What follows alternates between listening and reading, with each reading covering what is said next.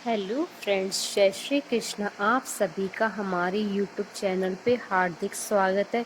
आज हम आपको अधिक मास की पूर्णिमा व्रत की कथा, पूजा विधि, महत्व और शुभ मुहूर्त के बारे में बताएंगे। पंचांग के अनुसार अधिक मास की पूर्णिमा 1 अक्टूबर 2020 को मनाई जाएगी। यह पूर्णिमा पुरुषोत्तम मास में पड़ती है, जिसकी वजह से इसे अधिक पूर्णिमा माना जाता है। माना जाता है कि अधिक मास की पूर्णिमा पर व्रत रखने से भगवान सत्यनारायण का पूर्ण आशीर्वाद प्राप्त होता है। अधिक मास की पूर्णिमा पर पूजा करने से जीवन के सभी दुखों का अंत होता है और सभी तरह के सुख प्राप्त होते हैं। अधिक मास की पूर्णिमा पर अधिक मास की पूजा पूरे विधान के साथ करनी चाहिए, तभी आपको भगवान सत्यनारायण का आशीर्वाद प्राप्त होगा। शास्त्रों में अधिक मास की पूर्णिमा का बहुत अधिक महत्व बताया गया है। इस साल अश्विन मास की पूर्णिमा अधिक मास में पड़ रही है, जिसकी वजह से इस पूर्णिमा का महत्व कई गुना बढ़ गया है। वैसे भी पूर्णिमा तिथि अत्यंत महत्वपूर्ण होती है। पूर्णिमा तिथि पर किसी भी पवित्र नदी में स्नान करने से सभी पापों से मुक्ति मिलती है। इतना ही नहीं, पूर्णिमा तिथि पर पूजा, हवन और यज्ञ करने से भी लाभ प्राप्त होता है। पुराणों के अनुसार अधिक मास पूजा पाठ, यज्ञ, हवन, जाप आदि के लिए बहुत ही महत्वपूर्ण माना जाता है और जो भी व्यक्ति अधिक मास में ये सब कार्य करता है, उसे कई गुना लाभ प्राप्त होता है। अधिक मास की पूर्णिमा पर दान को भी विशेष महत्व दिया गया है। इस दिन जो भी व्यक्ति अपने पितरों के नाम से दान करता है, उसके दान का पुण्य फल उसके पूर्वजों को अवश्य प्राप्त होता है।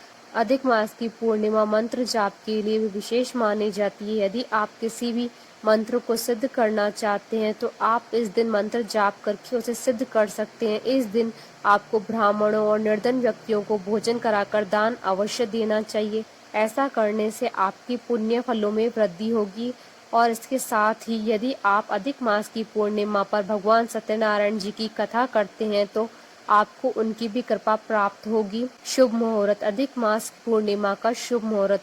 पूर्णिमा तिथि प्रारंभ होगी 1 अक्टूबर 2020 को रात्रि 12:25 से और पूर्णिमा तिथि समाप्त होगी 2 अक्टूबर को दोपहर 2:34 पर।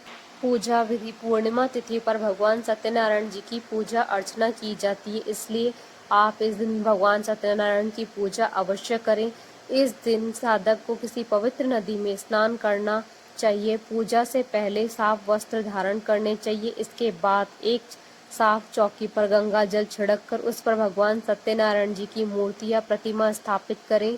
भगवान सत्यनारायण जी की मूर्ति स्थापित करने के बाद उनका पंचामृत से स्नान करें। उसमें तुलसी दल अवश्य हो। इसके बाद उन्हें पीले वस्त्र, पीले फूल, माला, ऋतुफल आदि अर्पित करें और धूप व दीप जलाएं।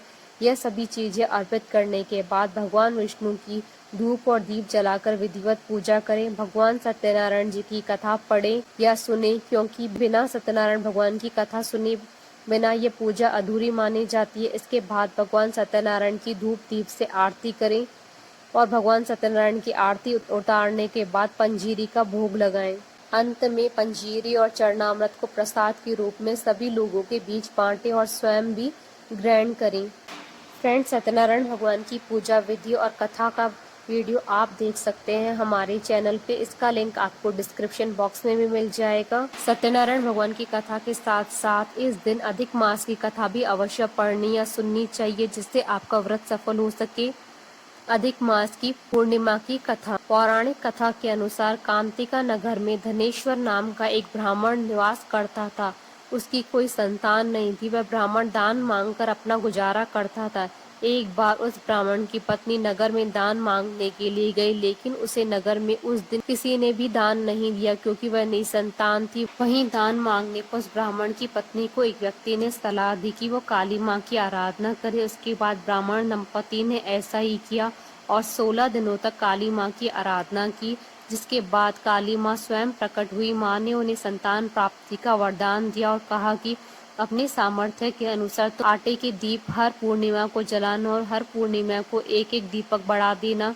तुम्हें कर्क पूर्णिमा तक पूरे 22 दिए अवश्य ही जलाने हैं। देवी के कहे अनुसार ब्राह्मण ने एक आम के पेड़ से आम तोड़कर अपनी पत्नी को पूजा के लिए दे दिया, जिसके बाद उसकी पत्नी गर्भवती हुई। देवी के आशीर्वाद से उस ब्राह्मण के यहाँ एक पुत्र पैदा हुआ, जिसका नाम देवदास रखा गया।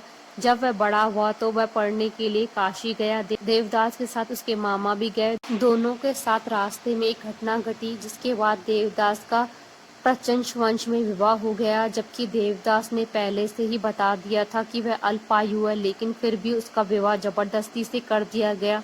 कुछ समय के बाद उसे मारने के लिए काल आया, लेकिन ब्राह्मण दंपति के पूर्णिमा व्रत के कारण काल उसका कुछ भी नहीं बिगाड़ पाया। बोली सत्यनारायण भगवान की जय, बोली भगवान विष्णु की जय, बोली सनातन धर्म की जय। आशा करती हूँ कि आपको अधिक मास की पूर्णिमा की कथा, पूजा विधि और शुभ मुहूर्त का ये वीडियो पसंद आया होगा। तो आप इस वीडियो को अधिक से अधिक लाइक और शेयर कीजिएगा ताकि सभी भक्तों को इस वीडियो का लाभ प्राप्त हो सके। आप हमारे चैनल को सब्सक्राइब जरूर कीजिएगा अगर अब तक नहीं किया है तो, ताकि आप और हम कनेक्टेड रहें। जय श्री कृष्णा।